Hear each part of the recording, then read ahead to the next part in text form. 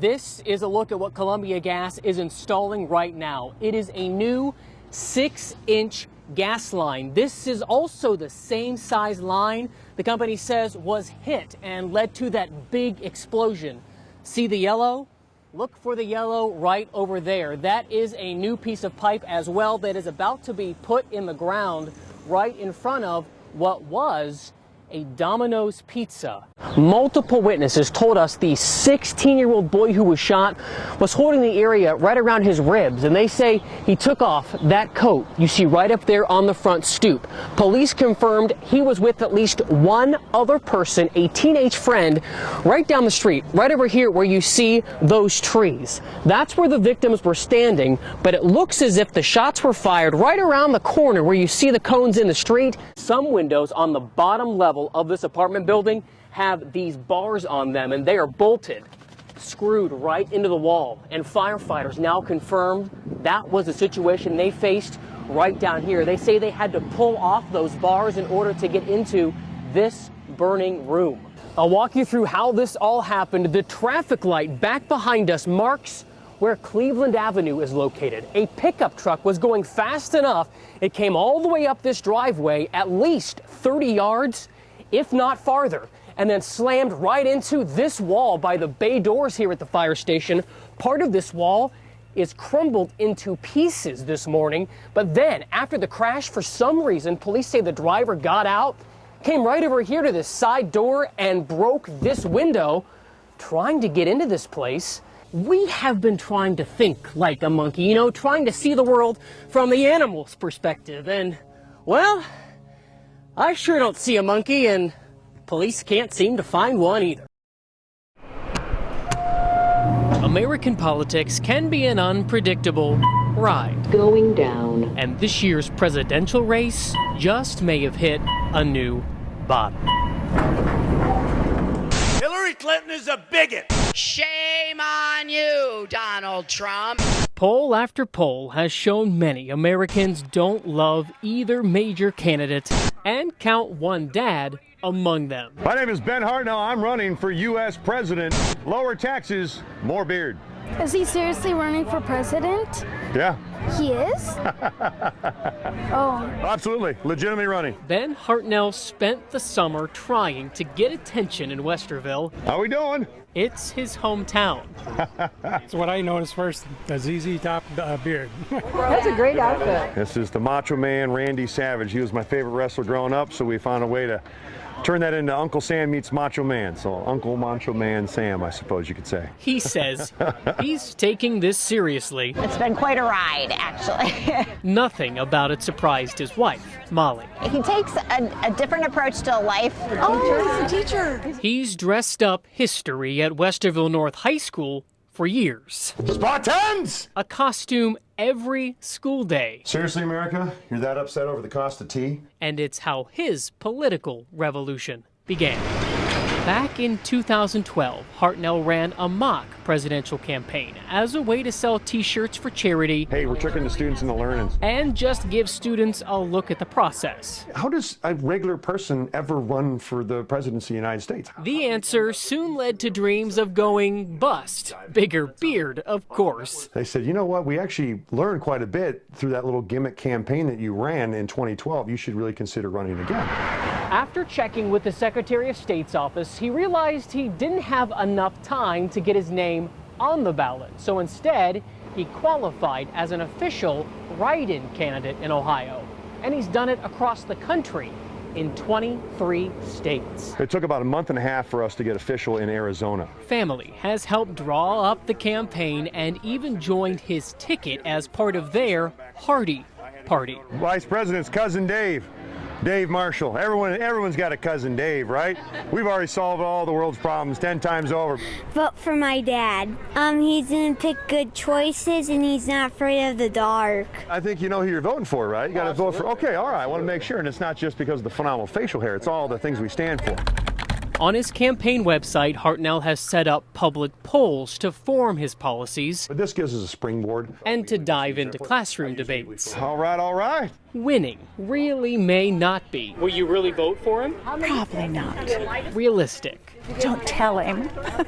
I'm glad to say he's got my vote. Would you vote for him? No. I probably will because I don't want to vote for either one of the other two. They both suck. Can I have a hug? Victory for this history teacher, though, has been showing how anyone can try and shape it. So if down the road my students become politically active because of the campaign, then it's a huge success. And who knows? Maybe that'll be someone who can give American politics Going up. a lift. Mike McCarthy, ABC 6 News. Even on dark days come moments of light. And David Houck lit a spark in prayer at the Columbus Police Memorial this morning. God bless that man. That man he never knew. A SWAT officer named Stephen Smith with 27 years of experience. A dad who died last night after he was shot in a weekend standoff. My dad died when I was a kid. It meant a lot for me, the people that showed up. Grief doesn't have to be personal to feel like it is. I saw his picture on the news. Grief David Stebnicki felt too and showed with a cross. Being a grandson of a World War II vet, I felt compelled to come out and pay my respects to those who have fallen and who have who had the courage to save us. I'm not good at words. Jay Dentner didn't have to be. His actions said more. When I heard that on the TV that Officer Smith had passed, I literally wept. And I'm not ashamed of that. So thankful for the officer's dedication, he left an American flag. That was taken off the ship that I was served on when I was in the Navy.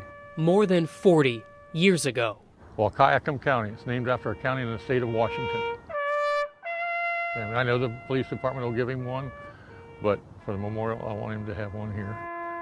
Here, where respect shines bright on a dark day.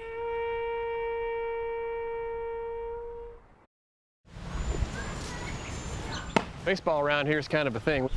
Talent comes in all shapes. I enjoy playing catcher and pitcher. I mostly play catcher. Gregory Kennedy has found his. I start usually first or fourth in the lineup. His dad, Nick, helped. We do a lot of activities together, baseball and pinball. Yeah, pinball. And the 5th grader in Plain City schools just about anyone he plays against. He's better than me. Better. This would be my pinball trophy shelf. Than many. Gregory competes in pinball leagues and even the World Championships in Pittsburgh, most recently this year. This is the first place for 16 and under in kids in the world. Did you hear that? #1 kid 16 and under in pinball in the world. A world title won at 10 years old. I was pretty shocked when I got it. I had to beat the 168th best player in the world. I think he's 13 years old too. It's really stressful. He certainly practices a lot more than I do. He practices hours every week. It's mostly skill with what shot you hit. Yeah, pinball is a combination of geometry, physics. And Gregory's been playing for years. Since I could reach with the flippers on a footstool, mainly just first in the basement. How could any kid resist this? You're in my arcade, in my basement. His dad has enough pinball machines. Well, here we have a bank of 9 games. To rival any Columbus bar. Wall after wall after wall. Nearly 30 games in all. I think all of us, we don't really want to grow up. This is my way of, I suppose, not growing up. No two games are really alike. When they're not trying to top each other's top scores, they're repairing and restoring more machines. I've certainly had to learn to become a budding electrician in order to keep these things running, yes. Nick's really an attorney. Yeah, don't tell anybody though. And maybe budding comedian. That's just a joke. Every single light in this game was taken out. Gregory started collecting too. This game is called Star Pool. Bought it with my allowance off Craigslist for $200, I think. How long did it take you to save that much? my whole life.